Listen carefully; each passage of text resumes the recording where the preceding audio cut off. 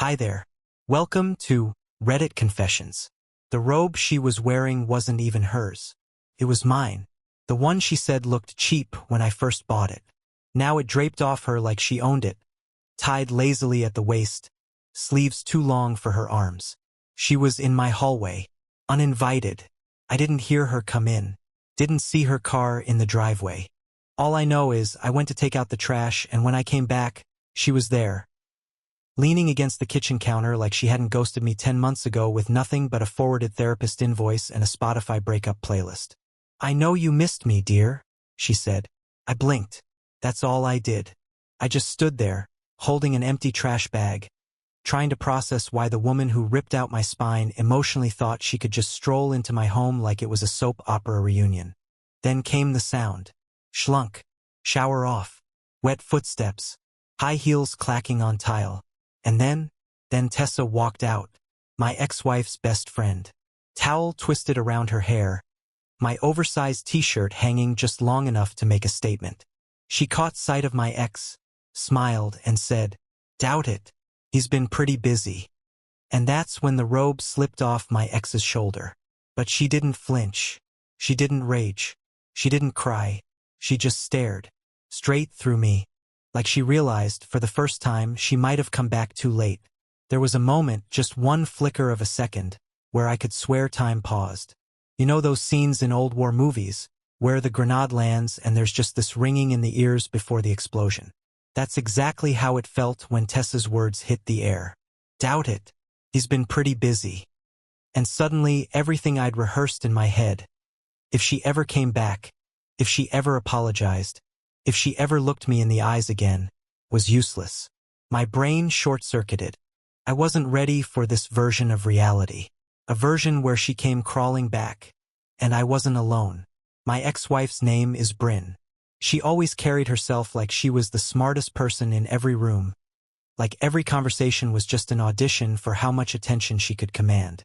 And now, there she was, soaking wet from the rain, clutching her handbag like it held dignity she didn't have anymore, jaw tightening with every second of silence.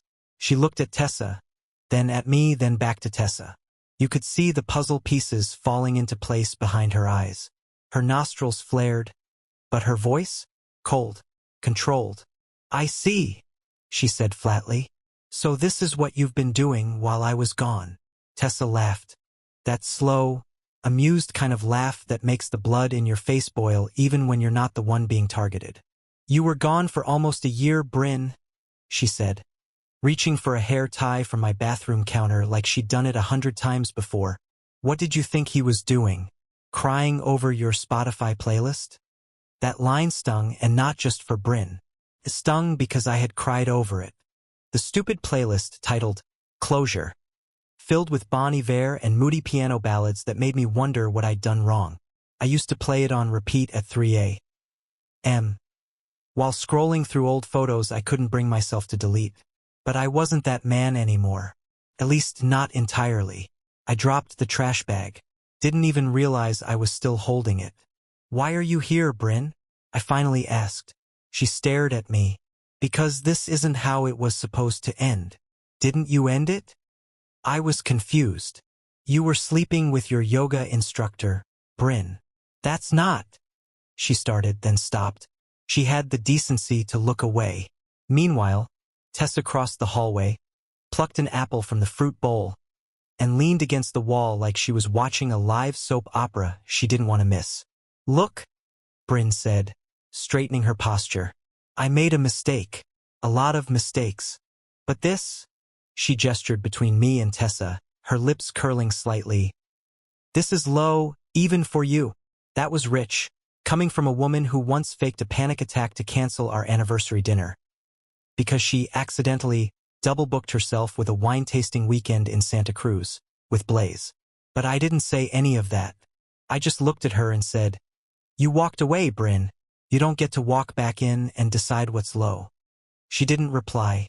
Her eyes glossed over, not with tears, but with something more dangerous. Calculation. She wasn't done. Bryn didn't leave. She should have. But she didn't. Instead, she stepped past me and walked into the living room like she still remembered the layout, like she still had the right. She sat on the edge of the couch, folded her legs, and placed her purse neatly beside her. Her whole body radiated forced calm, but her eyes were scanning everything, every detail, the photos I'd taken down, the new bookshelf, the missing framed wedding picture. Meanwhile, Tessa didn't move. She bit into the apple, still leaning against the wall, watching Bryn like she was waiting for her to explode. "I'm not here to fight," Bryn finally said. "That was a lie. You could smell it. You broke in," I said. "That's not exactly peace talk behavior. The key was under the flower pot." I blinked. "I moved that key months ago." She gave me a thin smile. "No, you didn't." And there it was, the control. The quiet confidence that she still knew me better than I knew myself. She was right, too. I never moved it. I kept telling myself I would. But I didn't. And now she used it to walk back into my life like she had some moral high ground. "I needed to see you," she said. "One last time." "Why?" I asked. "You left. You cheated. You erased me." She flinched just slightly. "Because I'm pregnant," she said softly. Silence. Tessa choked on her bite of apple. I stared at Bryn like the words hadn't made it to my brain yet. Pregnant? With whose kid? Why would she come here to tell me? What kind of trap was this? But she didn't look smug anymore. She looked scared. "I don't want anything from you," she added quickly. "I just needed you to know. I thought maybe, before it's too late, you'd want to be part of the conversation." Tessa stepped forward now, eyes narrowed. "Is it even his?" Bryn turned her gaze sharply. "It's not yours to ask." "It's my house too," Tessa fired back. "And he deserves to know if you're lying again." Bryn looked at me. I didn't know what to believe. And worse, I wasn't sure I wanted to. I didn't say anything for a long time. Couldn't. Bryn's words kept bouncing around my skull like a pinball. "I'm pregnant." It didn't matter how calmly she said it, or how neatly she sat on the couch like she wasn't detonating a bomb in my living room. My ears were ringing again. That old sound. The one that always came before the pain. Tessa crossed her arms and glared at her. "You're unbelievable." Bryn ignored her and turned fully to me. "It's not a trap, Elijah. I'm not here to ruin your life." I laughed. Couldn't help it.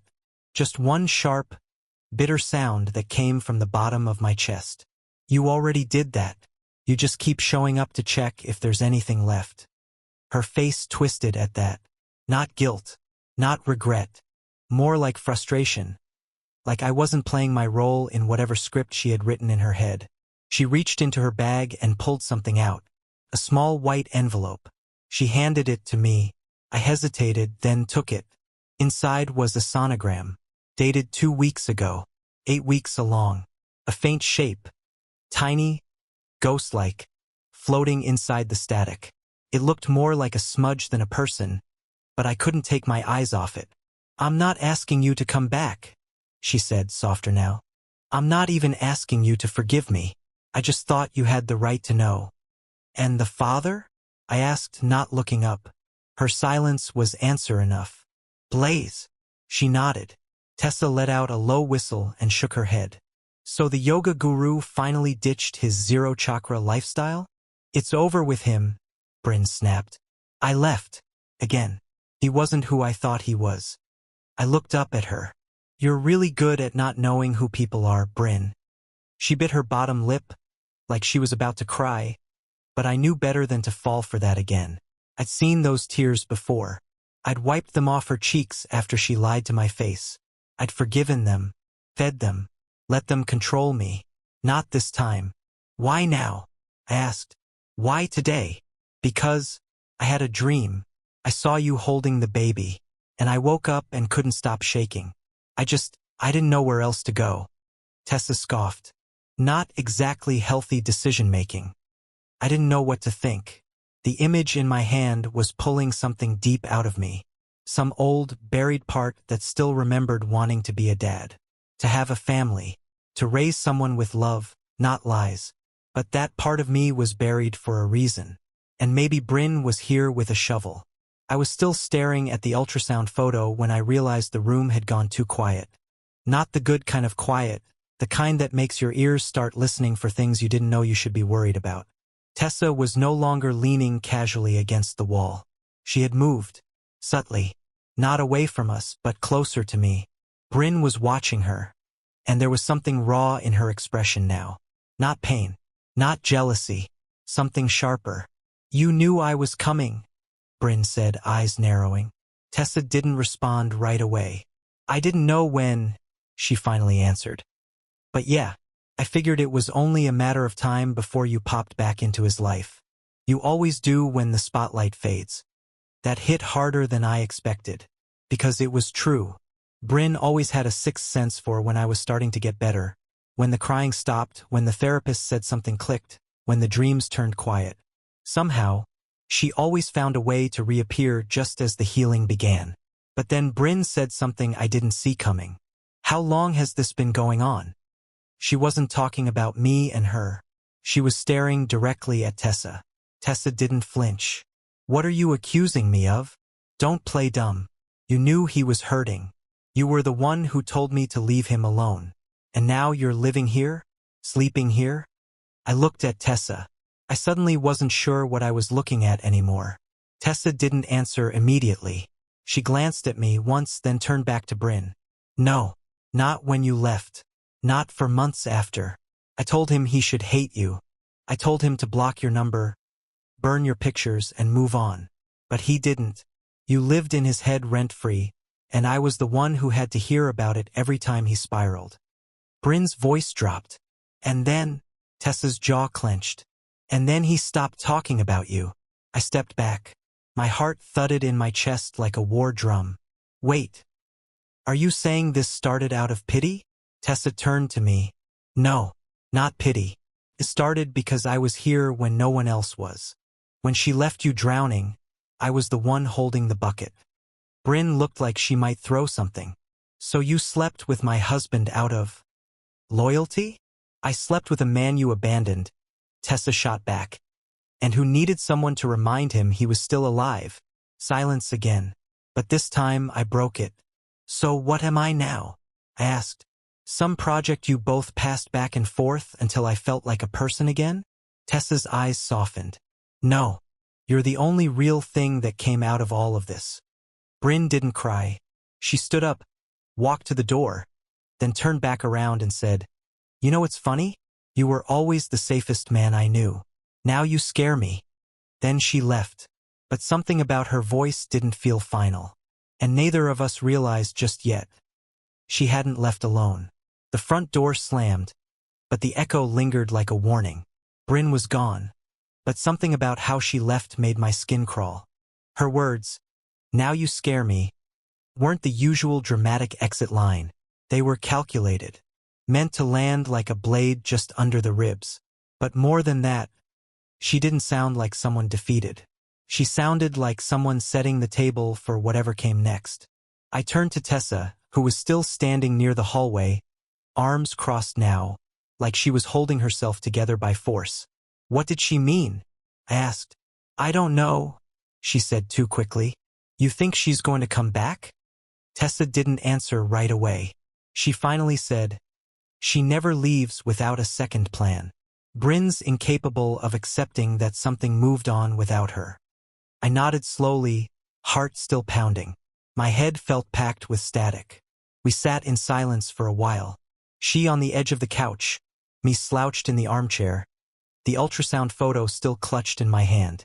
I hated that I kept looking at it. Hated that some tiny, buried part of me wanted it to be real. Wanted there to be a version of me that could forgive everything, start over, become something clean. But then Tessa stood up and walked toward the hallway. I thought she was going to the bathroom, maybe to shower the tension off her skin. But she turned down the guest room corridor instead. That's when I remembered. I'd left that room open earlier when I was grabbing extra linens. It wasn't locked. I followed her. "Tessa, what's going on?" She stopped just outside the door. "I didn't want to say anything earlier," she whispered, "because it felt too cruel, even for Bryn." "What?" She stepped aside. I looked in, and froze. On the bed, laid out neatly like a threat, was Bryn's phone. Her wedding ring, a manila envelope, and next to all that, a small clear plastic bag with a positive pregnancy test inside. Tessa exhaled sharply. She didn't bring those in her purse, Elijah. They were already here. My mouth went dry. She planted them, I said, barely believing my own voice. Tessa nodded slowly. She wanted you to find them after she left. She didn't come for closure. She came to stage a scene. I sat down on the edge of the bed, my hands trembling. She never came alone, I whispered. She brought chaos with her. Again. But the envelope still lay unopened. And what was inside it would upend everything I thought I still understood about what this woman was capable of. I didn't want to open it. The envelope sat on the bed like it was breathing. That sounds ridiculous, I know. But it had that kind of weight. Not physical. Psychological. Like whatever was inside had the power to rewind everything I thought I had finally moved past. Tessa stood by the door, arms folded, her expression unreadable now. All the sarcasm from earlier was gone. What remained was concern and something close to dread. You don't have to open it right now, she said. We can toss it, burn it, pretend it never existed. But I couldn't. I'd lived with too many half-truths already. I reached down, broke the seal, and pulled out the contents. There were two things inside. The first was a typed letter. The second, a photo. I'll start with the photo because that's what hit first. It was a picture of me, taken from across the street, through my office window, sitting at my desk with my head in my hands months ago, judging by the date scribbled on the back. I stared at it, heart racing. Someone had been watching me, not just once, long enough to capture a moment where I thought I was alone, completely shattered, inside a building 5 stories up. My blood turned cold. I opened the letter. Elijah, you probably think I came here for attention, or to manipulate, or to reclaim something I lost. But the truth is, I've been watching you. Not in a dangerous way, not to hurt you, but because I needed to understand how a man who once swore he couldn't live without me somehow did. You were supposed to break. You were supposed to wait. And then I saw her. Now I know. Tessa sat down slowly on the edge of the bed, reading over my shoulder. She was stalking you, she said quietly. Worse, I replied. She's playing a long game. That's when my phone buzzed. A text. Unknown number. Still think she was the only one watching? I read it 3 times before I showed Tessa. Her eyes widened. Do you think that's from Blaze? She asked. But something didn't sit right. The wording, the tone, it didn't sound like him. It wasn't impulsive. It was orchestrated. Then the second text came. You're not the only one she lied to. Check your car. Tessa and I looked at each other. And for the first time that night, I saw something in her I hadn't seen before. Fear. We rushed downstairs. I grabbed a flashlight and stepped into the cold, dark driveway. The air felt thicker than it should have. Heavier. I unlocked the car. There was a manila folder on the passenger seat. And inside it, Tessa's name, printed on the top of a document neither of us ever expected to see. Tessa stood behind me as I flipped through the documents. It was a restraining order, filed a year ago, not against me, not against Blaze, but against Bryn, filed by someone named Kara K. from Bend, Oregon. At first, it didn't make sense. But then I saw it. Kara had listed her relationship to the respondent as former roommate. The report detailed months of harassment, obsessive behavior, emotional outbursts, and surveillance. There were even claims of stolen property and false accusations. And at the bottom of the page, under other known associates, my name was listed. Bryn had dragged me into someone else's chaos. Again. But this time it wasn't just about me. It was part of a pattern. One I had never seen in full until now. Tessa's voice was quiet. She knew this would land eventually. That's why she came back. Not to win you back, but to get ahead of whatever this was going to do to her reputation. I nodded slowly. She wanted to frame her story. One last time. We sat on the porch as the sun started to rise. Everything felt still, like the world was pausing, finally, for us to breathe. I didn't feel angry anymore, not even betrayed. I just felt done. Later that morning, I emailed the documents to my lawyer, changed my locks, and deleted every old voicemail Bryn had ever left. For the first time in over a year, I took a walk without checking over my shoulder. Tessa stayed for a while. We talked, we laughed, and we decided not to define anything just yet. And that was okay, because for once, I wasn't rushing to fill the silence. I was letting it heal. Sometimes closure isn't dramatic. It doesn't come with shouting or final slams of the door. Sometimes it's just a quiet moment on the porch with the right person beside you, and the decision to stop giving someone else the power to rewrite your story. Have you ever had someone return to your life, only to reveal a whole new layer of betrayal? Or maybe redemption? Let us know your story in the comments below. And don't forget, this is Reddit Confessions, where every story hides a little more than it first appears.